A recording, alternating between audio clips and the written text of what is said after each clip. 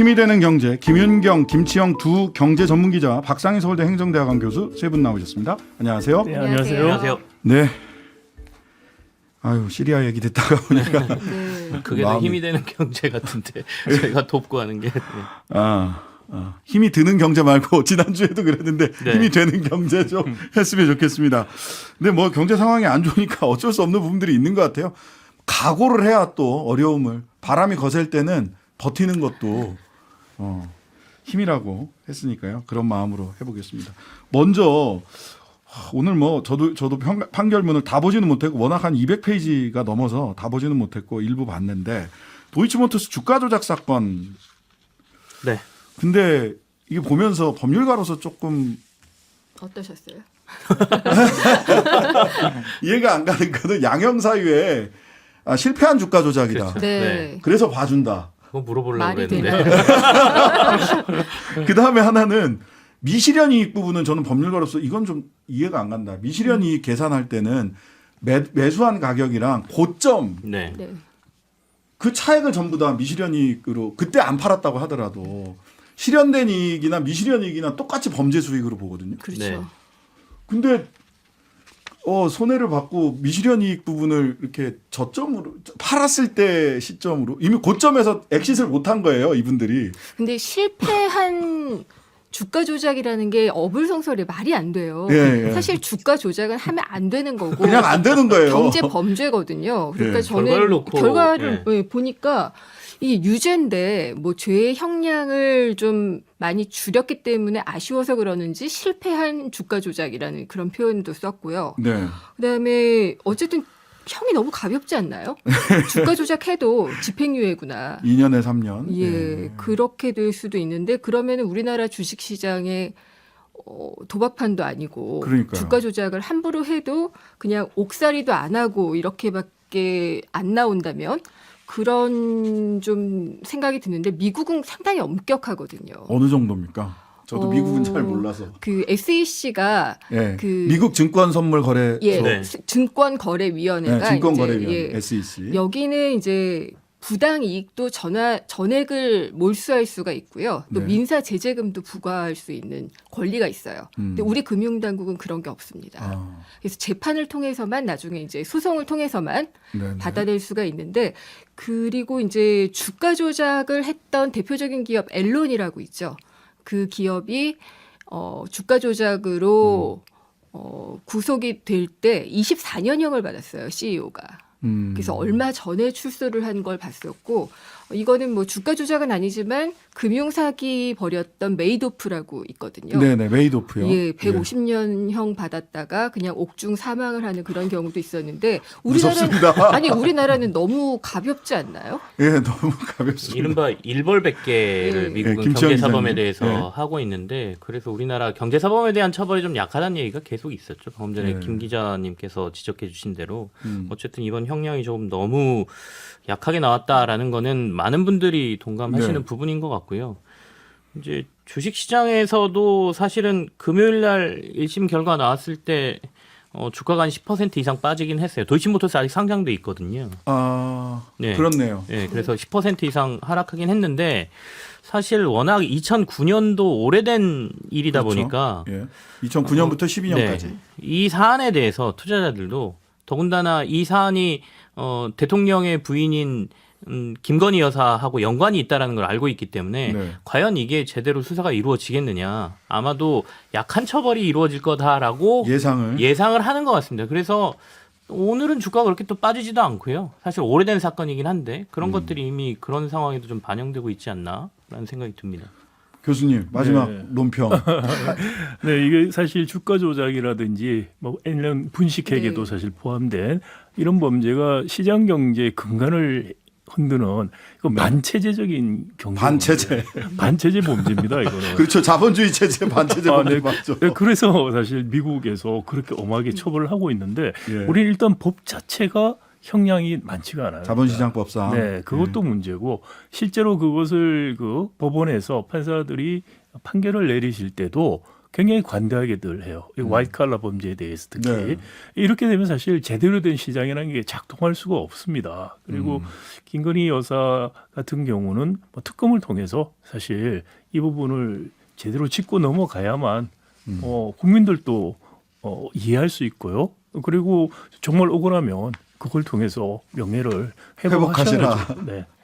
미국의 법 자체가 엄격하고 제도가 갖춰져 있는 게 미국이 정말 탐욕의 상징인 자본주의를 하고 있지만 네. 그래도 그 자본주의가 유지되는 근간이 아닌가 싶거든요. 예. 자, 잠시 광고 듣고 와서 힘이 되는 경제 계속 이어가 보도록 하겠습니다. 잠시만요. 신장식의 뉴스 아이키 김윤경, 김치영 두 경제진문 기자 그리고 박상인 서울대 행정대학원 교수님과 함께 힘이 되는 경제 진행하고 있습니다. 자, 이어가기 전에 잠시 안내 말씀드리겠습니다. 일부 뉴스 신세계 코너에서요. 헬마우스 임경빈 작가가 대장동 김건희 쌍특검 추진 관련해서 정의당 이정미 대표가 모든 일에 순서가 있다. 이재명 대표 체포동의안 처리가 먼저다라고 발언했다. 이렇게 얘기를 했는데요. 이게 언론에 보도된 내용을 인용한 걸로 압니다. 그런데 이정미 대표가 아니라 청년정의당 김창인 대표가 발언한 내용입니다. 이정미 대표는 이런 취지의 발언을 하지는 않았다. 정정해 드리고요. 예. 이는 김창인 대표 개인의 발언이지 정의당의 공식 입장이 아니라는 점 정의당 쪽에서 알려왔습니다. 자, 전해드립니다. 예. 자, 지공거사라고 얘기를 하는데요. 지하철 공짜로 타는 경로 우대 대상자들을 흔히 일컫는 말입니다. 65세 이상 어르신들한테는 지금 초미의 관심사인데 무임승차 연령 논란이다. 또 무임승차라고 얘기를 하니까 몇몇 분들은 그게 아니라 복지승차 내지는 경로승차라고 얘기해달라. 무슨 진짜 무임승차는 돈 안 내고 몰래 타는 건 무임승차지만 그래서 무임승차 뭐 제재 60배 이렇게 써 있잖아요. 네. 마치 제도를 해킹하는 것처럼 어기는 것처럼. 그래서 경로승차 내지는 복지승차라고 이렇게 얘기를 해달라라고도 얘기를 하는데 서울시는 이 소위 복지승차라고 불러볼까요? 네네. 그걸 이유로 대중교통 요금 올리겠다 이렇게 발표했죠. 어떤 지금 발표 내용이 어떻습니까? 그걸 좀 정리를 좀. 서울시 쪽에서는 서울시 지하철공사의 손실의 30% 정도가 이 무임승차 말고 복지승차라고 했나요? 복지승차 때문에 발생한다라고 보고 있죠. 그래서 최근에 이제 대중교통 요금을 올려야 되는데 여기에 대한 근거로 이 복지승차가 너무 손실을 많이 준다. 그러니 앞으로 이렇게 계속해서 요금을 올리는 문제가 발생하지 않으려면 이 기준, 그러니까 연령의 기준을 65세에서 70세로 올리는 게 낫겠다. 그렇지 못한다면 이 부분에 대한 지원을 정부에서 해달라 이렇게 요청을 하고 있는 것이죠. 그러니까 어떻게 보면 최근에 대중교통 요금부터 시작해서 다양한 공공요금이 오르고 있는데 이 오르고 있는 거에 대한 화살을 지자체로 오는 걸 네. 반대편 정부 쪽으로 돌리기 위한 하나의 전략을 오세훈 시장이 택했다 이렇게 보이고요. 네. 사실 서울시 지하철 요금이 오르는 것 그리고 계속해서 적자가 나는 게 비단 이 문제 때문은 아니거든요. 네, 다양한 네. 문제들이 결합돼 있지 않습니까? 근데 콕 여기로 찝어서 전략적으로 약간 화살을 정부 쪽으로 돌리려고 하고 있는 것 아닌가 이렇게 보여집니다. 네. 이게 전략적인 선택이라면 뭐 그럴 수도 있겠다 싶은데 그게 하필이면 노인들을 향해 가니까 약간 네. 좀 이렇게 민망한 상황이잖아요. 네. 이게 사실은 그 뭐 3분의 30%가 그 복지 승차, 네. 복지 승차라고 하는 건 굉장히 단순한 계산이에요. 그러니까 왜냐하면 손실액이 뭐 9,644억 정도 났는데 네. 그리고 어르신들 예. 복지 승차하신 분들 숫자가 얼마고 그래서 깹곱하고 하니까 이게 계산을 해보니까 돈을 받았더라면은 한 30%. 한 뭐 3천억쯤 되더라. 돈을 받았다. 이상한 계산이네. 이런 식의 계산을 한 건데, 그럼 이제 예. 뭐가 빠졌냐면은 예. 그 승차 요금을 정상적으로 내게 하면은 그렇게 많이 안 타세요. 그렇죠. 그렇죠. 그렇기 때문에 승차 요금을 받았다고 했다고 해서 사실 수입이 이렇게 30% 3천억 원 수입이 이상이. 생길 거라는 거는 잘못된 경제학의 기본이 안 된 이야기를 하시는 거라는 거 먼저 한번 지적을 드리고 싶습니다. 그러네요. 근데 이제 저 노인협회, 대한노인회에서 말씀하신 거 보니까 출근 시간에는 할인된 가격으로 우리도 돈 내겠다. 대신 낮에 빈차일 때는 그냥 복지승차 제도를 계속 유지를 하자. 그냥 무상으로 탈 수 있게 이렇게 해달라. 이런 대안을 내시더라고요. 그러니까 노인분들이 무조건적으로 반대하고 있다라는 것도 편견이거든요. 네네. 그래서 이게 정말 이 승차 요금을 부담하기가 부담스러우신 분들에게는 뭐 무상으로 복지 혜택을 드려야 되겠지만은 아니라면은 지금 고령층도 많아지고 있는 이런 시국에서는 요금을 어느 정도 받아야지 될 것이다라고 얘기를 하고 있고요. 그래서 순차적인 조정이나 아니면은 정년을 좀 연장하는 것 네. 이런 것과 좀 맞물려서 얘기가 되면 좋겠다라고 노인분들의 상당수가 말하고 있다고 하고요. 네. 실제 그 아까 뭐 시간대에 달리하는 건 영국이 또 그렇게 하고 있어요. 네네. 뭐 일본 같은 경우에는 주민세를 내는 사람과 안 내는 사람을 구별을 해서 주민세를 낼 정도가 되면 어느 정도 재정 여력이 있으니까 교통요금을 어느 정도 부담을 하게 하고 나머지는 주민세를 못 내는 경우에는 상당히 많은 혜택을 주는 그런 방법을 택하고 있더라고요. 다양한 방법이 있네요. 네. 네, 이게 사실 이 전두환 씨가 네. 군사 쿠데타로 정권을 잡고 민심을 얻으려고 사실 도입한 제도입니다. 이게 81년에 네. 그 노인복지법 제정될 때 원래 원하는 50% 할인을 해주는 거였어요. 네. 그런데 그걸 그냥 공짜로 해줘라 이런 식으로 해서 또 화끈하게 네네, 대통령이 당시 대통령이 네네, 그래서 거의 뭐 40년 동안 지금 내려왔는데 그래서 40년 처음부터 사실 뭐 한 50% 할인으로 시작했더라면 이런 문제가 없었을 텐데 40년이 이렇게 오다 보니까 갑자기 바꾼다는 것은 사실 쉽지는 않은 문제예요. 수용성이라는 측면을 생각해야 되기 때문에 저도 기본적으로 지금 뭐 우리 고령화가 심해지고 있고 하기 때문에 요금을 어느 정도 받는 거는 어쩔 수 없이 가야 될 길인데 네. 예를 들어서 그러면 한 10시에서 한 4시까지 러시아가 아닐 때 그럴 때는 무료로 승차하시고 나머지 러시아 시간들 저녁 시간대는 요금을 뭐 예를 들어서 한 70까지는 내시고 네. 70에서 한 80은 한 50% 내시고 80 이상은 무료로 그냥 계속 하시고 뭐 이런 식의 좀 제도 설계를 해보는 것도 어떨까라는 생각이 들어요. 이게 그러니까요. 보니까 네, 뭐 사실은 이 복지 승차와 관련된 문제나 뭐 개편에 대해서 이번만 있었던 건 아니잖아요. 과거부터 얘기가 좀 있었거든요. 그렇죠. 자료를 보니까 2013년도에 보건복지부가 이와 관련돼서 개선 방안에 대한 연구를 한 게 있더라고요. 한림대학교하고 산학협력단하고 같이 연구를 한 게 있는데 네. 이때 무임승차로 인한 예상 손실액하고 그다음에 할인율을 좀 줄였을 경우에 네. 그러니까 뭐 지금은 다 무임인데 뭐 30% 할인 적용할 때 그리고 50% 할인 적용할 때 네. 그리고 출퇴근 시간을 제외하고 무임승차를 허용할 네, 때 네. 해서 비교를 해보니까 출퇴근 시간을 제외할 때 손실이 더 좀 크고 네. 할인율을 30%나 50%로 했을 때가 손실이 좀 더 적어지더라. 네, 그러니까 네, 이제 네. 정부 입장에서는 출퇴근보다는 할인율을 낮추는 쪽으로 네. 그 당시에 고민을 약간 했던 것 같은 조사 자료가 있거든요. 근데 네, 네. 저도 이제 박 교수님께서 항상 지속 가능성에 대해서 강조를 많이 하시는데 그렇죠. 이 제도가 우리가 이제 노령층이 많아지는 사회적인 구조로 간다고 했을 때는 고민해야 봐야 될 문제인 거는 맞는 것 같습니다. 그래서 네. 어떤 방안을 택하느냐의 문제이긴 한데 이제 앞서 말한 것처럼 꺼낸 동기가 약간은 좀 그렇다라는 거죠. 근데 이제 노년 유니온이라고 이게 노인들 단체 이쪽에서 입장을 보니까 보편 복지로 노인들에게 어르신들에게 제공되는 보편 복지가 오직 이거 하나인데 사실은.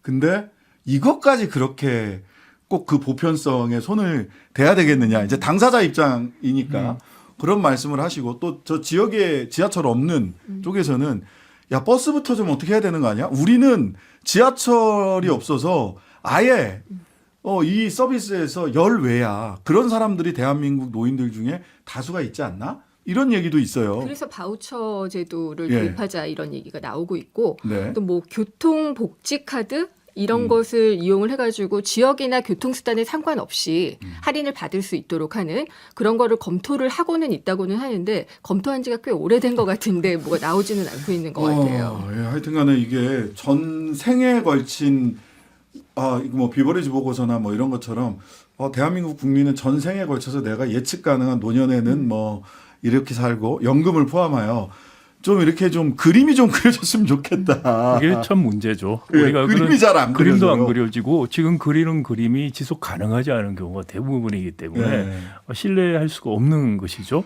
제가 한 가지만 꼭 말씀드리고 싶은 게 네. 사실 그 10시에서 한 4시까지 그러면 전철이 뭐 아주 이용 빈도가 높지가 않아요. 네, 근데 맞습니다. 비용이라는 건 사실은 고정 비용이거든요. 그렇죠. 몇 사람이 타고 안 사고 해서 비용이 더 드는 건 사실 아니기 때문에 그 시간에 뭐 무료로 활용하게 해드리면 그쪽에 좀 많이 타고 다니실 거예요. 근데 사실 그 노인 건강이라는 측면에서 이렇게 돌아서 다닐 수 있고 그게 이제 정신 건강이라든지 신체 건강에 도움이 돼요. 그러면 그럼요. 건강보험료라든지 이런 재정 부담이 줄어들 수 있다는 거 그런 건 충분히 우리가 정책적으로 고려해 볼 수 있는 것이 되겠죠.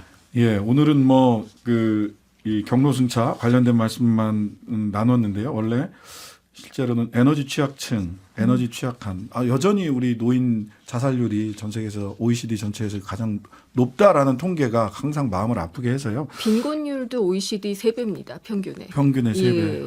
그러니까 나이 들어서 너무 점점 가난해지니까. 그러니까 참 답답한 사정인데요. 이런 부분들을 한번 좀 눈여겨봐야 되겠다 싶고요.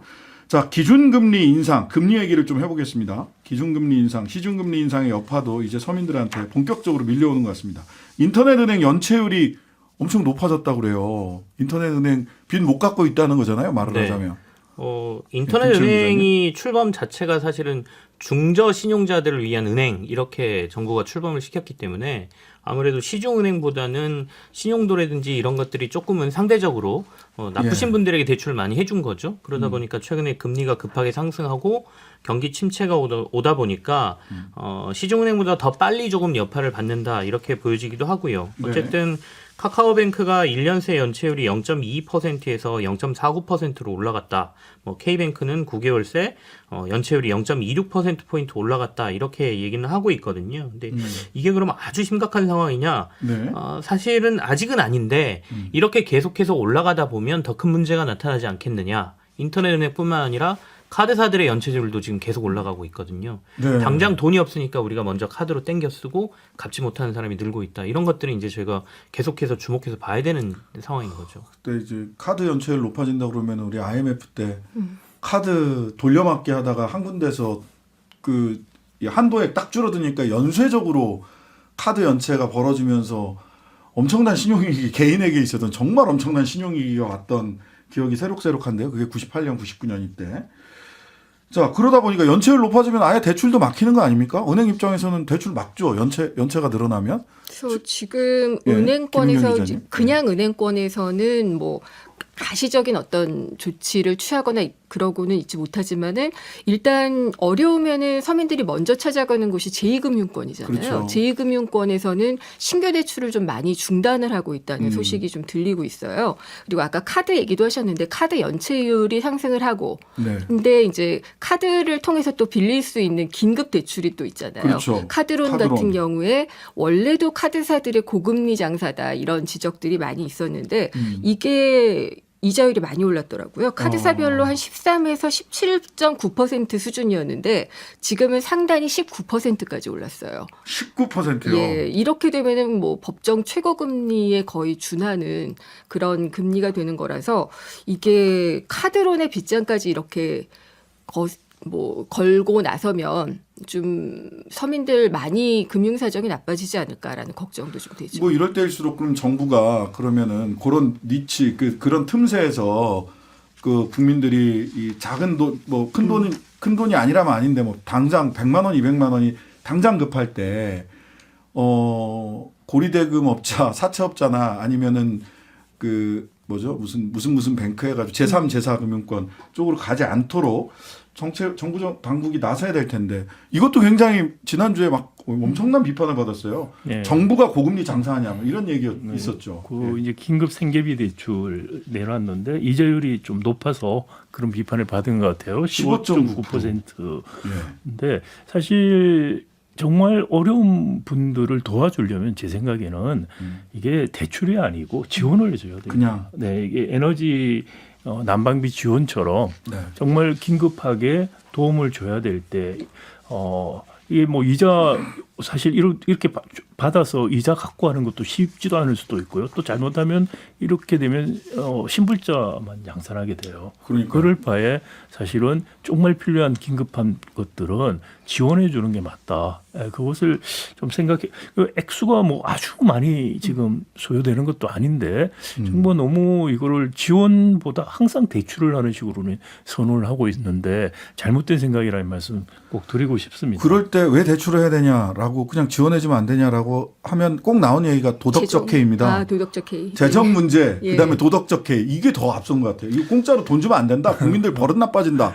그래서 우리 참 관료들이나 정치인들이 그런 말씀하시는데 기업에 대해서는 도덕적 해이를 엄청나게 유발시키는 일들을 서슴없이 하면서 그러니까 정말 생계가 어렵고 신용불량자가 되거나 이런 분들이 정말 도산을 하게 돼 있을 때 사회적인 비용이 훨씬 더 커요. 그래서 긴급 지원을 해주는 겁니다. 예를 네. 들어서 기업들 같은 경우에도 도산하게 되면은 도산법에 따라서 일종의 지원들을 해서 살려줘요. 네. 물론 이제 그때 이게 아예 도산을 하느냐 회생을 시키느냐 여러 가지 판단을 하죠. 판단을 하죠. 법원에서. 편입 분석을 해서 하게 되는데 개인도 마찬가지라는 거예요. 개인에게도 똑같은 식의 논리와 기준을 가지고서 개인 회생이라는 것도 하고 긴급 지원도 하는 겁니다. 네. 기업들 좀 어려우면 긴급 지원을 몇 조 원씩 펑펑펑 하고 있었어요. 이 지금까지. 기업뿐만이 아니라 금융권. 금융권. 은행들은 공적 자금을 거의 꽁돈으로 가져가요. 네, 맞아요. 환수율은 지금 다들 생각하지 않고 계시지만 맞습니다. 굉장히 낮습니다. 네. 그래서 은행들은 그렇게 해서 합법적으로 돈놀이도 하고 어려우면은 공적 자금도 받고 그러는데 아니 이거야말로 모럴 해저드가 일어날 수 있는 기반이 금융권도 아니냐. 그렇고 예. 금융 네. 큰 기업들 사회적인 역량이 도산일 때 큰 것들 도덕적 해이가 일어날 수 있죠. 그렇기 때문에 사전 규제를 하는 겁니다. 예. 그런 규제도 제대로 하지 않고 도덕적 해이 유발되면은 돈을 펑펑펑 써요. 네. 거기에 대해서는 도덕적 해이 문제라든지 이런 것 아무 이야기도 안 해요. 사회적인 파급 효과가 너무 크다는 이야기만 하고 네. 어려운 시민들 정말 좀 도움을 주면은 저기 신불자 안 되고 회생할 수 있는 분, 물론 안 그런 분도 있을 수 있죠. 네. 그런 분들에 대해서 지원하는 것은 너무나 인색해요. 도덕적 해이라는 이야기를 하고. 그러니까 룰라 브라질 대통령이 했던 얘기가 생각이 나네요. 왜 부자들에게 돈 주는 건 투자라고 하고 가난한 사람들에게 돈 주는 건 비용이라고 하냐. 근데 지금 부자 감세를 할 때가 아니고요. 예. 부동산 감세하고 대기업들 감세하고 그렇게 하면서 정말 어려운 분들 도와주는 돈은 없다고 하는 게 우리 기재부예요. 이 저신용자 100만 원 대출하면서 우선 50만 원을 대출을 하고 잘 갚으면 추가로 50만 원을 주는 방식이에요. 이 50만 원도. 이 코미디입니다. 코미디 진짜. 근데 이자율이 15.9%야. 이거 좀 보다가 저도 이제 국민들을 너무 꽁돈 바라는 사람 이렇게 일단 기본 시각이 그런 인식이 있죠. 50만 원 공짜로 주면 도덕적 해이에 빠질 사람들로 국민들을 취급하는 거 아닌가? 아까 말씀하신 네, 것처럼 뭐 저희가 이제 그 기업에 주는 건 투자라고 하고 가난한 사람들한테 뭐 도와주는 거는 비용이라고 한다고 말씀하셨는데 이거를 투자라고 생각하는 게 맞죠. 왜냐하면 아까 말씀하신 것처럼 취약계층이 무너지고 신불자들이 더 양산되게 되면 이게 진짜 사회적인 비용이 훨씬 크거든요. 네. 그것을 막기 위한 거니까요. 무엇이 투자고 무엇이 비용인가? 무엇이 도덕적 해인가 질문해보는 시간이었습니다. 힘이 되는 경제 박상인 교수, 김치영 기자, 김윤경 기자 세 분 감사합니다. 고맙습니다. 감사합니다. 하루 종일 기다려지는 진짜 시사. 평일 저녁 6시 5분 신장식의 뉴스 하이킥.